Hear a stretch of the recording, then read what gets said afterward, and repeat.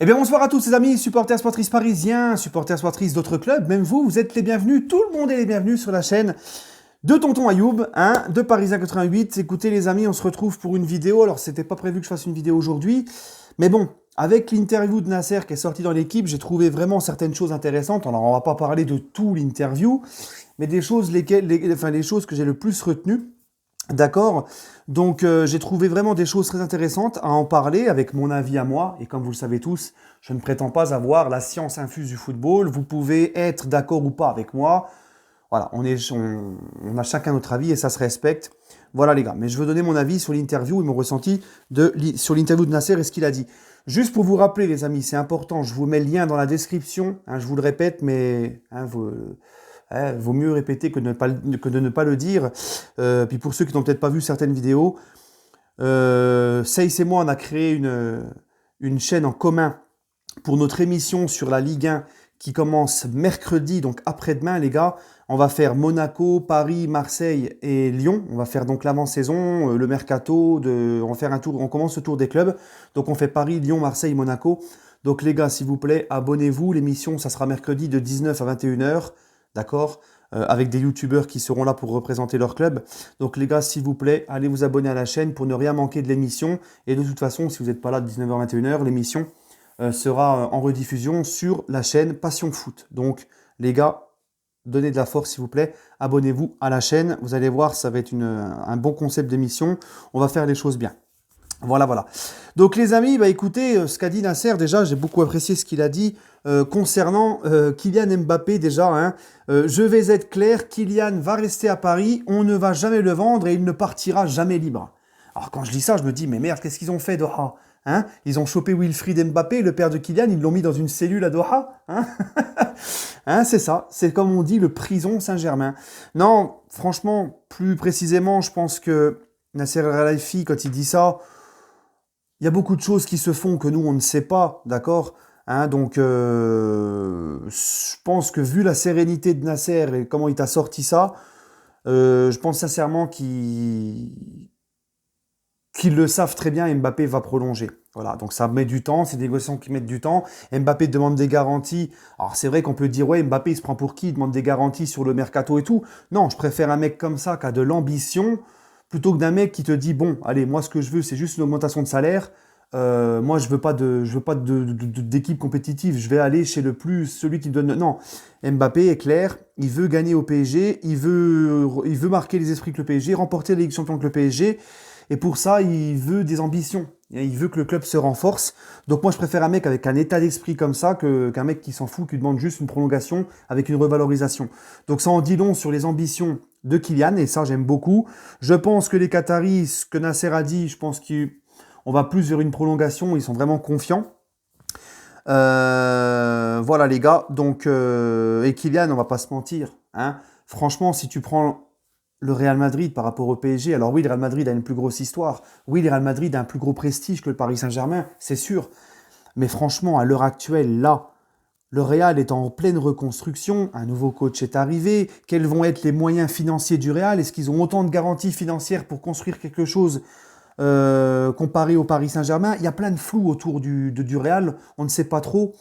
Donc ça aussi, Kylian Mbappé, je pense qu'il en a conscience. D'accord? Lui qui veut des garanties pour un projet sportif, bah écoute, peut-être que à l'instant T, c'est mieux pour lui finalement de rester encore un petit peu au Paris Saint-Germain. Et je pense que lui est intelligent. Et parce que s'il arrive à Madrid, dans quelles conditions, quelles sont les garanties, quelles sont... Voilà, donc s'il demande des garanties au PSG, mais que derrière il va au Real et qu'il n'y en a pas non plus, ça ferait un petit peu... Non, je pense sincèrement qu'il va rester. Le PSG, Nasser l'a dit, on va y revenir, est très confiant sur le mercato. C'est peut-être aussi pour ça que les Qataris sont confiants pour la suite avec Mbappé. Voilà, parce qu'ils savent qu'ils vont envoyer du lourd au mercato et c'est ce que demande Kylian. Donc ensuite, Nasser Al-Khelaifi dit ça n'a pas été dur de trouver un accord avec Neymar. Si ça a mis autant de temps, c'est à cause de la crise sanitaire. Je n'ai jamais eu de doute, même si le club que vous citez, donc le Barça, a essayé de recruter Neymar jusqu'au bout, évidemment, on a décliné. Voilà, donc l'envie aussi des Qataris de garder Neymar et l'envie aussi de Neymar de rester à Paris. Euh, Voilà, donc il revient sur Mbappé, il dit j'espère qu'on trouvera un terrain d'entente avec Mbappé, c'est Paris, c'est son pays, il a tout ce qu'il faut pour prolonger ici, où peut-il aller, quels clubs en termes d'ambition et de projet peuvent aujourd'hui rivaliser avec le PSG? C'est ce que je vous ai dit, hein, même le Barça qui est en reconstruction, le Real aussi, on ne sait pas trop, hein, le Barça qui a plein de dettes, le Real qui est pas bien non plus financièrement, c'est pas faux ce qu'il dit Nasser. Alors, bien sûr, je suis pas en train de te dire que le PSG est un plus grand club historique que le Barça ou le Real, mais il faut bien comprendre qu'à l'instant T, comme il le dit Nasser, hein, aujourd'hui, bah, en termes de budget, de garantie financière et de projet, le PSG fait partie des meilleurs. Tu vois? Donc, et a plus de garanties que même des gros clubs historiques. Et ça, faut que beaucoup le comprennent. Il y en a beaucoup qui nous prennent, nous, les Parisiens, pour des arrogants quand on dit ça. Non, c'est une vérité. Et on progresse aussi en Ligue des Champions. On a fait finale l'année dernière, on a fait demi cette année. On voit que le PSG progresse petit à petit dans son projet et que financièrement, on est plus tranquille que certains clubs. Voilà. Alors oui, je sais, oui, mais c'est normal, hein, vous dépendez d'un État et tout. Ah, shut up! C'est bon. Ça, État ou pas État, hein, eh ben, l'état actuel des choses, comme on dit, hein, pour pas jouer sur les mots, c'est que, État ou pas, on a les meilleures garanties. Voilà. Après, d'où ça vient l'argent, on s'en fout! Voilà. Alors, donc après, il dit les garanties voulues par Mbappé. S'il dit ça, c'est qu'il veut gagner. Ce n'est pas une mauvaise chose. Mais s'il veut décider de qui on recrute ou pas, ce n'est pas possible. Ça, ce n'est pas possible. Je suis sûr qu'il dit ça car il veut une meilleure équipe pour gagner la C1. C'est ce que je vous disais tout à l'heure. Il est ambitieux. Et ça, les gars, qu'on aime ou pas Kylian, tu ne peux pas lui reprocher. Moi, c'est une mentalité que j'aime. Hein, donc, bravo Kiki. Nasser Al-Khelaifi qui dit aussi « La crise sanitaire a impacté tout le monde, nous compris. Mais ce mercato sera plus actif que les précédents. On sera présent, on a des ambitions pour cet été. » On sait tous que le fair play financier, maintenant, a disparu. Les conditions ont complètement changé. On va laisser plus le champ libre au club pour recruter. Le PSG, je vous l'ai dit, le PSG a les moyens d'envoyer du lourd. Il n'y a plus de fair play financier. Et c'est pour ça que si Nasser est confiant pour Kylian, d'accord? Il sait que ils vont envoyer du lourd, donc il sait qu'ils vont pouvoir répondre aux attentes aussi de Kylian. Tu vois ce que je veux dire? Donc, puis quand je vois que Wijnaldum c'est quasiment fait, bah écoute, c'est un premier gros coup du Paris Saint-Germain. En tout cas, moi, ça me met l'eau à la bouche. Hein, cet été, les gars, je pense qu'on va kiffer. Hein, ça sera pas un mercato, je pense, un mercato au rabais ou un petit peu comme l'année dernière. Là, je pense qu'on va vraiment envoyer du lourd. Voilà. Nasser, Pochettino, pas la peine d'aller plus loin. Écoutez, à la fin de saison, j'ai eu 2 réunions avec Pochettino. Il ne m'a jamais dit qu'il voulait partir. Il n'a jamais eu une attitude laissant penser qu'il voulait partir. C'est tout l'inverse. Alors moi, Nasser, je le crois, il n'y a pas de souci. Peut-être que Pochettino n'a jamais demandé à la direction de PSG de partir. Mais quand tu entends les gros médias, hein, notamment les Di Marzio, Fabrizio Romano, RMC, tout ça, qui confirment qu'il y a quand même eu des discussions avec Tottenham. Alors là, quelle est la raison de Pochettino de faire ça? Je n'en sais rien. Mais si un mec n'a pas envie de partir, il ne discute même pas avec Tottenham. Et moi, je reproche toujours à Pochettino de ne pas avoir fait ce démenti. Maintenant, si Pochettino est vraiment emballé par le projet, investi à 200%, eh ben, écoute, on va faire confiance et comme je le dis, c'est vraiment la saison prochaine qu'on pourra vraiment le juger à 100% avec un mercato et une préparation estivale. Voilà. Donc,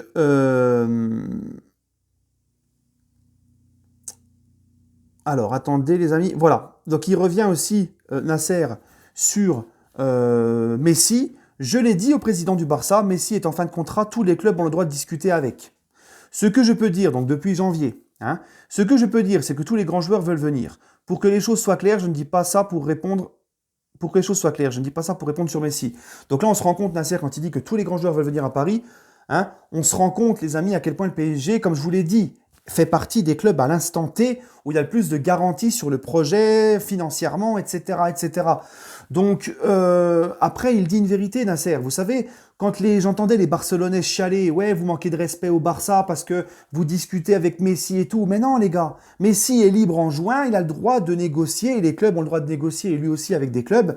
À partir de janvier 2021, il était dans son droit le plus légal de discuter avec n'importe quel club.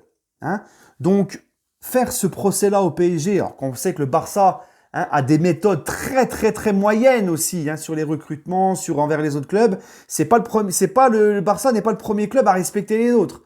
Donc tu vois, il donnait des leçons sur des choses que tu peux même pas nous reprocher. Comme il a dit Nasser, c'était leur droit, d'accord, leur droit de parler avec Messi, comme lui, c'était son droit de parler avec qui il veut. Donc voilà, hein, bonne réponse du président, il a tout à fait raison. Maintenant, les amis, et ça c'est un point qui m'intéresse, et je pense qu'on finira par ça, les gars. Nasser parle de Leonardo. Léo a fait un travail fantastique depuis 2 ans, malgré un contexte qui a rendu les choses très difficiles lors des derniers mercatos, donc ça c'était pas faute de vous l'avoir dit, que Leonardo, lui, faisait un mercato au rabais, avec le fair play financier, avec plein de choses. Hein, faut pas oublier non plus dans les conditions dans lesquelles il est venu, avec le bordel qu'il y a eu, tout ce qu'il a eu à faire. Hein, on l'a acheté au milieu comme ça, et démerde-toi Coco, rattraper beaucoup de conneries qui ont été faites depuis son absence. Il dit, il a apporté quelque chose qui nous manquait, quoi? De la discipline, notamment pour l'équipe. Alors oui, tout n'est pas parfait, mais il a remis les mises au vert, les déjeuners avec les joueurs, plein de choses, tu vois. Et moi, tu vois, quand je lis ça, moi, je veux bien entendre les gens qui nous disent il y a des problèmes avec Leonardo, ça ressort souvent dans les médias et tout. Mais moi, déjà, premièrement, j'aimerais savoir c'est quoi les problèmes avec Leonardo. Parce que là, quand je vois Nasser, ça fait quand même 2 fois en un mois que Nasser fait des grosses éloges sur le travail de Leonardo. Si vraiment Leonardo était un problème, comme on nous le dit, au PSG, que personne ne peut le piffrer, voire même des médias qui disent que Nasser ne peuvent pas piffrer Leonardo, on va pas citer de nom, mais il y en a qui le disent ça. Excuse-moi, mais là, Nasser, si pour un mec qui peut pas piffrer Leonardo, il fait quand même sacrément les éloges de Leonardo, et 2 fois en un mois quand même. Donc moi, je me dis, si le mec était vraiment un problème, s'il s'entend avec personne, ou qu'il est sur la sellette, comme beaucoup nous le disent en ce moment, pourquoi Nasser dit ça, sachant que Nasser n'ira jamais contre la façon de penser de Doha. Si Doha n'aime pas Leonardo, jamais Nasser fera ses éloges. Nasser, lui, il fait ce qu'on lui demande à Doha. Tu vois ce que je veux dire? Il va jamais à contresens de l'émir, Nasser. Donc moi, je me dis, je pose la question aux gens qui me disent t'es un pro Leonardo et tout. Non, moi je pose juste la question, pourquoi Nasser dit ça? Pourquoi Nasser fait les éloges de Leonardo alors que c'est soi-disant un problème au club et qu'il bosse mal? D'accord? Moi je pose la question et ensuite j'aimerais bien qu'est-ce qu'on lui reproche à Leonardo vraiment? On lui reproche de travailler avec ses gars et de se mettre des coms, lui et ses gars, dans la poche. Mais tous les directeurs sportifs font ça. C'est le football. Antero le faisait, Monchi, il le fait. Campos, vous croyez qu'il le fait pas? Il le fait également. C'est comme ça que ça fonctionne. Et c'est aussi comme ça que tu entretiens un réseau. Hein, en faisant croquer ton réseau. C'est comme ça que tu l'entretiens, ton réseau. D'accord? Donc moi, qu'est-ce qu'on lui reproche d'autre à Leonardo?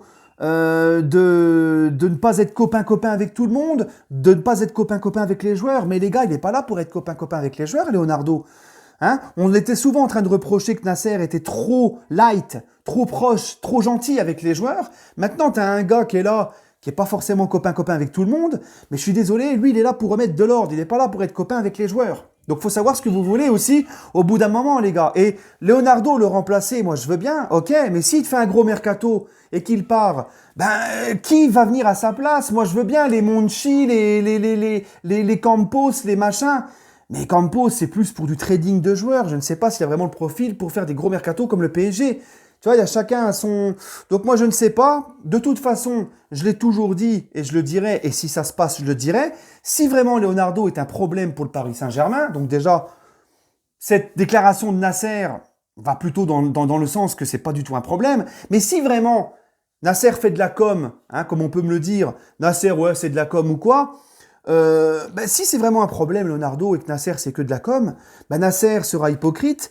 Et en plus de ça, Leonardo sera viré par Doha. Donc moi, j'attends qu'une chose. Si vraiment Leonardo est un problème, le club le virera.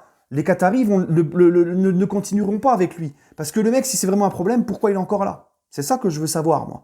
Après, si vraiment ça se passe et que que Doha décide de séparer Leonardo, c'est que oui, il y avait des problèmes. Là, je suis d'accord, mais pour le moment, c'est pas le cas. Il est encore là, et au contraire, le président fait ses éloges. Et vous savez, Leonardo, c'est un mec qui ne laisse pas une miette aux journalistes. Il leur laisse aucune...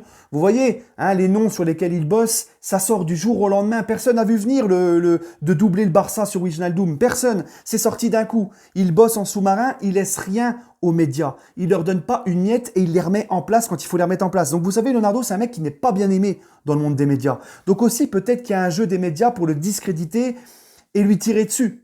Tu vois ce que je veux dire? Donc moi j'attends, si vraiment Leonardo est un problème, Doha le virera. Pour le moment, c'est pas le cas, et pour le moment, Nasser, au contraire, il fait ses éloges. Voilà, donc traitez-moi de suceur de Leonardo, ce que vous voulez, mais les faits, pour le moment, ils sont là. Et si jamais Doha s'en sépare, je vous dirai, ok, c'était un problème. Mais pour le moment, c'est pas le cas. Voilà les amis, allez, Prenez soin de vous et allez Paris.